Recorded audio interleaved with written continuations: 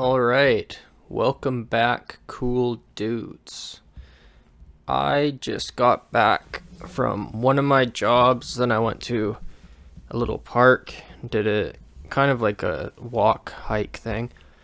And then what leads me to this video, mainly, I guess at least the beginning of it, I don't know where it's going to go, but I went to 3 Delis, and it kind of got me thinking that that's a lot better than Superstore and Walmart and Costco and Safeway and whatever other things that we got going on, like Costco, obviously. I don't know when exactly the whole supermarket thing started, maybe in the 70s, but it's kind of bullshit. Like, if you go into a Walmart, that's obviously the most popular one,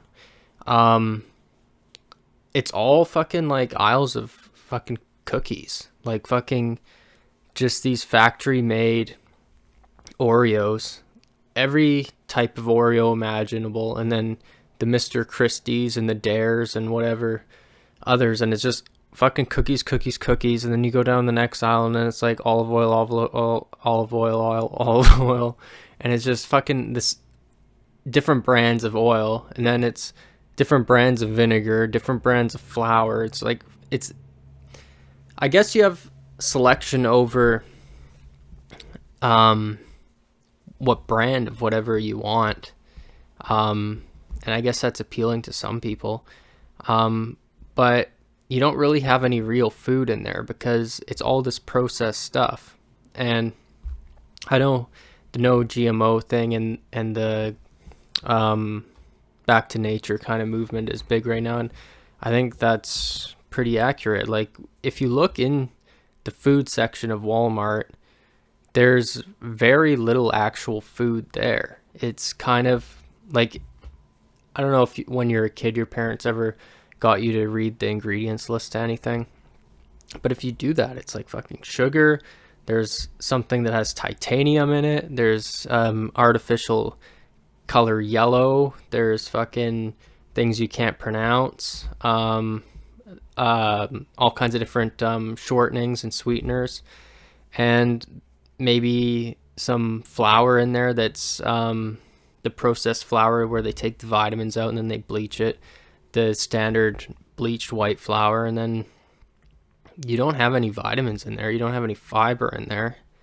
It's kind of basically the only nutrition in there is processed cane sugar, and processed cane sugar isn't nutrition. I just say that's the only nutrition in there is because that's where the calories come from, and there's no vitamins, there's no anything, and it's basically just a warehouse. Like, anyone who's been to Walmart knows that, and everyone's been to Walmart, I think, unless you're in Europe. Then I don't know if you have Walmart in Europe. You might in England have a couple, I don't know.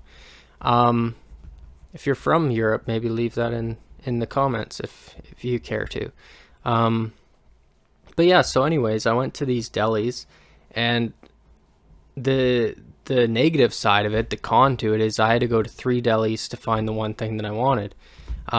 But I did find something at each of them that I didn't really know that I wanted, but was relatively cheap, so I got, just so I didn't go in and ask for something they don't have and leave, which I could have. Like, I mean, you're not obligated to buy something, but I was kind of experiencing it. The first one I went was an Italian market, and they basically were only selling like sandwiches, like almost like a little bistro over the counter, and then they had a small frozen section at the side, and they had, for some reason, pierogies, which is not Italian, so I bought those, and they pointed me to another store that might have what I wanted, and so I went to this other place because it was on the way to the place you recommended, and it was a German deli, and they didn't have what I originally wanted, but I got a beef pepperoni, and I was kind of taken back a little bit by the older lady that was working there, is just giving me conversation, and You don't really get that at Walmart. And I'm not saying that we should force people to talk to you, or that somebody who's busy is obligated to talk to you. That's obviously privilege, that I don't want to give off any sense of entitlement. I don't expect people to talk to me, but it definitely felt more craft, kind of, not to be like a hipster, but it felt more of an experience to be there. And I think in the West, in the American West, there's such a lack of culture, because this was a melting pot, and then people kind of forgot where the original things that were melted down even came from, and it becomes its own thing.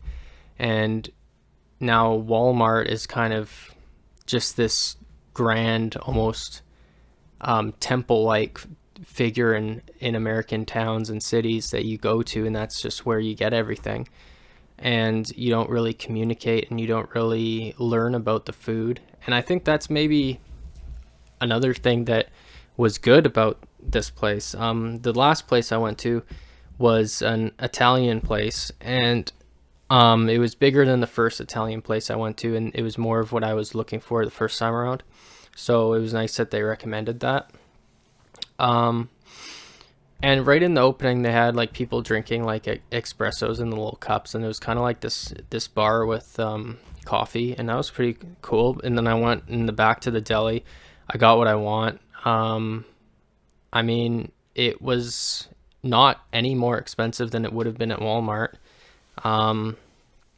I don't know if it's a chain or a local business. It seemed like a local business, and I think supporting local business is important. I wouldn't have said that when I was younger, because I wouldn't have cared. I wouldn't have known what that means. But I think Walmart is really kind of like a bread line in like the Soviet Union. That's kind of what Walmart is. It's not real food. It's not real anything. And it's just a quick convenience. And it's taken a lot away from communities, both with jobs and business opportunities, because you think about back in like the 60s and the 50s, all these mom and pop shops were competing against each other, and people would go into town and they'd go to one, and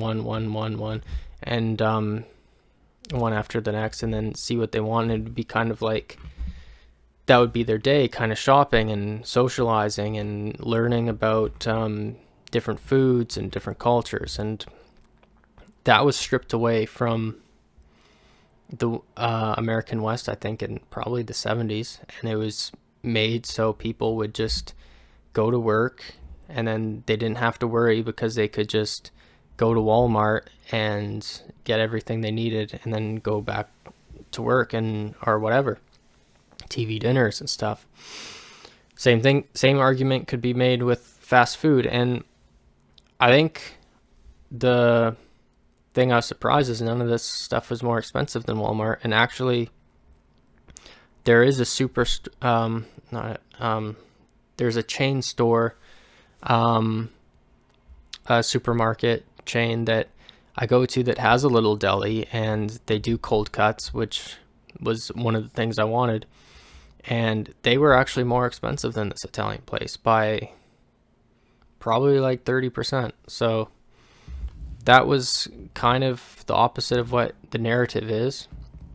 And I don't need fucking 10 aisles of cookies and noodles that are the same thing and just pumped with fucking things that you can't pronounce. So I think even if you're like a picky eater, which I am, and a lot of people are out there, and there's nothing really wrong with that, because everyone has their own diet. I think naturally anyone's going to be more inclined to go to certain food groups that work with their body. I think the body, in a way, tells you what it needs. But if you hijack that circuitry with sugar, your brain is going to say it needs more of that, because obviously the dopamine. So I think it's basically like a Ponzi scheme. They're putting sugar in things that aren't food and expecting us to buy it because it's addictive.